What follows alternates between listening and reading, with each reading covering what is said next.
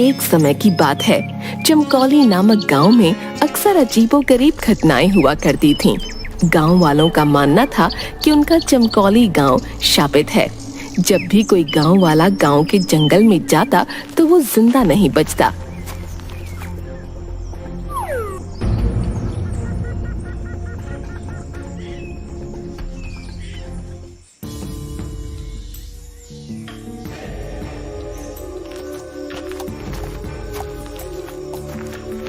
एक दिन गांव का चंदू किसान अपनी गाय के साथ जंगल के रास्ते होते हुए गांव जा रहा था। अरे रात काफी हो गई है, मुझे जल्दी निकलना चाहिए था, लेकिन ये गौरी जंगल में चरने लग गई और देर हो गई। गौरी, अब चल जल्दी से, इस जंगल में बहुत अनहोनी घटनाएं होती रहती हैं। चंदू डरता हुआ अपनी गाय के साथ थोड़ा आगे बढ़ता है तो उसे पेड़ के नीचे एक बुढ़िया घूंघट ओढ़े दिखाई देती है, जो देखने में काफी डरावनी लग रही होती है।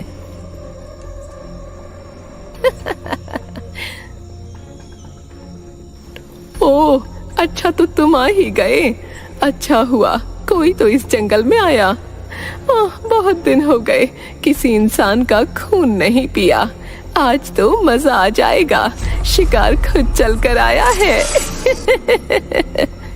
कौन हो तुम? हमें जाने दो, हमको अपने गांव जाना है। ये सब सुनकर चंदू बहुत डर जाता है और वहां से अपनी गाय के साथ भागने लगता है।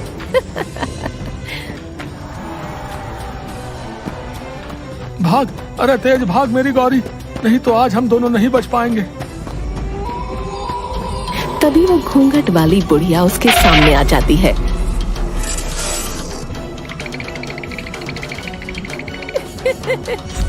अपने लंबे लंबे नाखूनों से चंदू को मार डालती है, उसके बाद उसकी गाय को भी।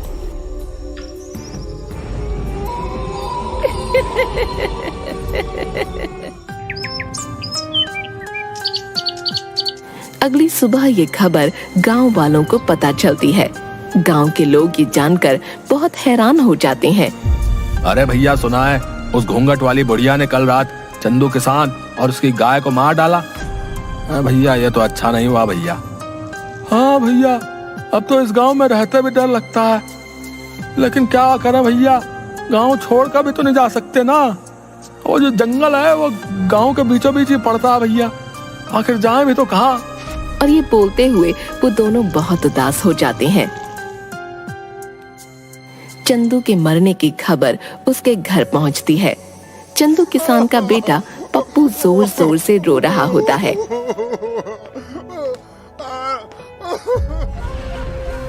अरे अरे, अब बस भी कर दे रोना तू। तेरा बाप तो तुझे छोड़कर चलता बना मेरे ऊपर।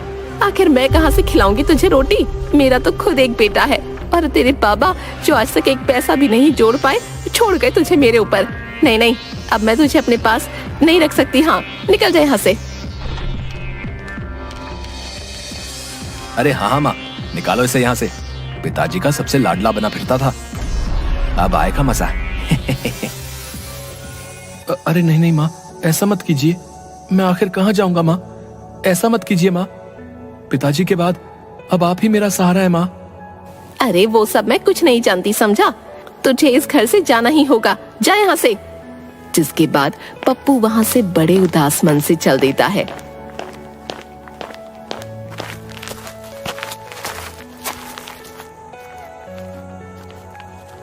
चलते चलते वो गांव के उसी जंगल में आ जाता है। जैसे ही पप्पू अंदर जंगल में जाता है, उसे डरावनी आवाजें सुनाई देने लगती हैं। वो बहुत डर जाता है। अरे अरे, ये कैसी अजीब सी आवाज है, मुझे तो बहुत डर लग रहा है। हे भगवान, इस गांव से बाहर जाने का एक यही रास्ता है जो जंगल से होकर गुजरता है। हे भगवान, मेरी सहायता कीजिए, अभी तो मुझे बहुत भूख भी लगी है। हाँ। और जिस ओर से डरावनी आवाजें आ रही होती हैं, उस ओर चल देता है। तभी वो देखता है कि वहीं पेड़ के नीचे घूंघट में एक बुढ़िया बैठी है। आ गया तू, अब मुझे एक नया शिकार मिल गया। उसकी ये बात सुनकर पप्पू काफी डर जाता है। हे भगवान, अब मैं क्या करूं?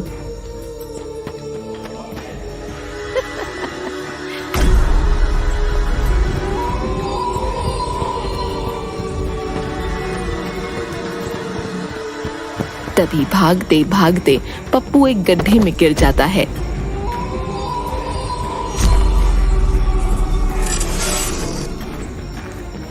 जैसे ही पप्पू उस गड्ढे में गिरता है, वो एक ऐसी जगह पहुंच जाता है जहां बहुत रोशनी होती है। काफी बड़े बड़े पेड़ होते हैं और उन्हीं पेड़ों के पास एक बहुत ही सुंदर नदी होती है। वहाँ आसपास अलग अलग तरह के पक्षी और जानवर घूम रहे होते हैं। सबको देख पप्पू हैरान रह जाता है। अरे ये मैं कहाँ गया हूँ?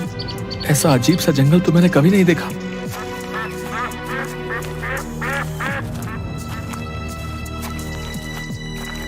तभी वो थोड़ी दूर चलता है कि उस जंगल में गांव के वो लोग जो मर गए थे पेड़ से बंधे थे और साथ में पप्पू के बाबा भी थे। पप्पू ये देखकर हैरान रह जाता है और अपने बाबा के पास आ जाता है। अरे बाबा, आप जिंदा हैं? आपको पता है, मुझे लगा था मैंने आपको खो दिया, लेकिन आप तो जिंदा हैं। लेकिन आप यहाँ कैसे आए? पप्पू की इन बातों का उसके बाबा पर कोई असर नहीं हो रहा था। अरे बाबा, आप बोलते क्यों नहीं? तभी पप्पू के पास एक अजीब सा दिखने वाला आदमी आता है जिसकी 3 आंखें होती हैं। पप्पू उसे देखकर हैरान हो जाता है। अरे बेटा, तुम मुझसे डरो मत, मैं तुम्हें कुछ भी नहीं करूंगा। इस जादुई जंगल में आसानी से कोई नहीं आ सकता। अगर तुम यहाँ आए हो तो जरूर तुम में कोई खास बात अवश्य है। लेकिन आप कौन हैं? और यहाँ पर मेरे गांव के वो सारे लोग मौजूद हैं जो मर गए थे, यहाँ तक कि मेरे बाबा भी। मेरी तो कुछ समझ नहीं आ रहा है। बेटा, मैं इस जंगल में कई वर्षों से तपस्या कर रहा था कि अचानक एक दिन यहाँ पर एक औरत जो पिशाचिनी थी वो आ गई। कई वर्षों की तपस्या के बाद मुझे एक मंत्र मिला जिससे मैं सबसे शक्तिशाली हो सकता था और हमेशा के लिए अमर भी।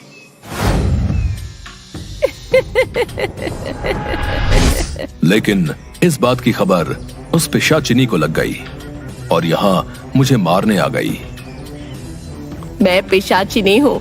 मुझे पता चल गया है कि तेरे पास वो जादुई मंत्र है।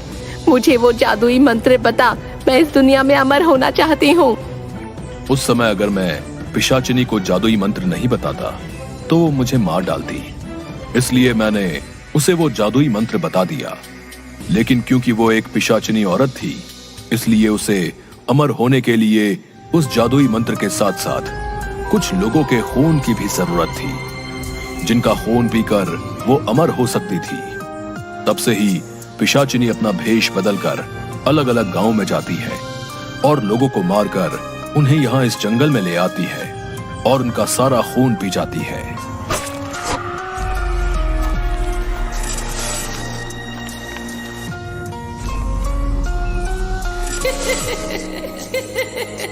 तीन आंखों वाले आदमी की ये बात सुनकर दंग रह जाता है।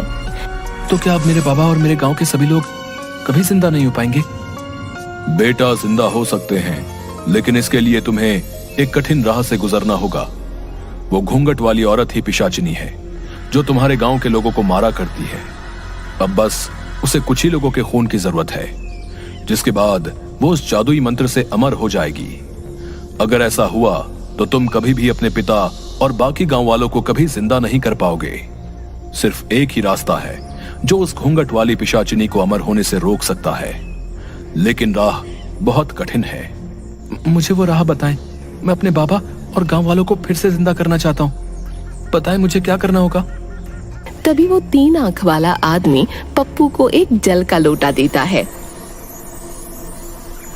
पप्पू, इस सिद्ध जल के कलश को लेकर तुम्हें उस पिशाचिनी के पास जंगल में जाना होगा और जिस वृक्ष के नीचे वो अपने शिकार का इंतजार करती है, उसी वृक्ष के ऊपर एक उल्लू निवास करता है। उसी उल्लू में उस पिशाचिनी के प्राण हैं। अगर उस उल्लू के ऊपर तुम इस सिद्ध जल को छिड़क दो तो उसका अंत निश्चित है। आप मुझ पर भरोसा करें, मैं अपने बाबा और गांव वालों के लिए अपने प्राणों से खेल जाऊंगा।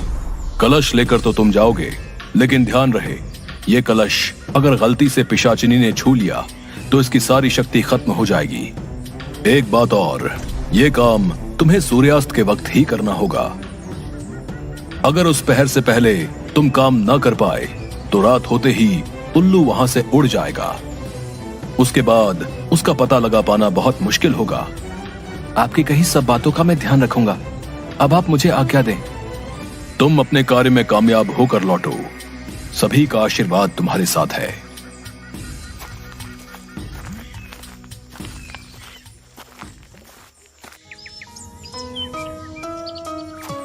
उसके बाद पप्पू जंगल में ठीक उसी जगह सूर्यास्त से पहले पहुंच जाता है। मैं उस पिशाचिनी को किस तरह इस पेड़ के नीचे से हटाऊं? अगर मैं इसके सामने गया तो ये मेरे पीछे पड़ जाएगी और इस कलश को भी तोड़ना चाहेगी। हे भगवान, मेरी मदद करो। तभी उसके सामने उसकी गाय गौरी, जिसको पिशाचिनी ने मार दिया होता है, वो आ जाती है। अरे गौरी, तुम आ गई। हाँ पप्पू, मैं तुम्हारी मदद करने आई हूँ। अब मैं तुम्हारा रूप लेकर पिशाचिनी के सामने जाऊंगी, जिससे वो मेरे पीछे भागेगी। तब तुम पीछे से जाकर उस पेड़ पर बैठे उल्लू पर इस सिद्ध जल को छिड़क देना, जिससे ये पिशाचिनी का अंत हो जाएगा। ठीक है, मैं बिल्कुल वैसे ही करूंगा। उसके बाद गौरी पप्पू का रूप ले लेती है। पिशाचिनी के सामने जाकर, इधर देखो बूढ़ी पिशाचिनी, आओ मेरे पास। अरे ये क्या देख रही हूँ? आज मेरा शिकार मुझे खुद बुला रहा है। आज तो आनंद आ जाएगा। उस दिन तुम कहीं भाग निकले थे, आज तुम्हें कोई नहीं बचा पाएगा। हाँ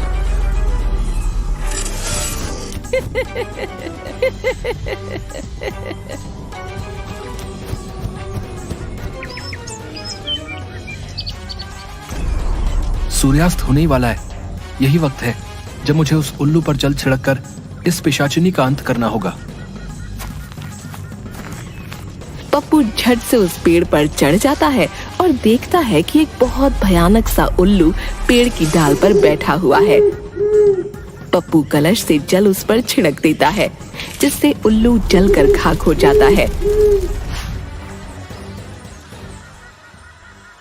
और वहीं दूसरी ओर पिशाचिनी गौरी के पीछे भागते हुए जलने लगती है। अरे ये क्या हो रहा है? मेरा शरीर कैसे जल रहा है? धोखा, मेरे साथ धोखा हुआ है। नहीं, किसी को नहीं छोड़ूंगी, बचाओ।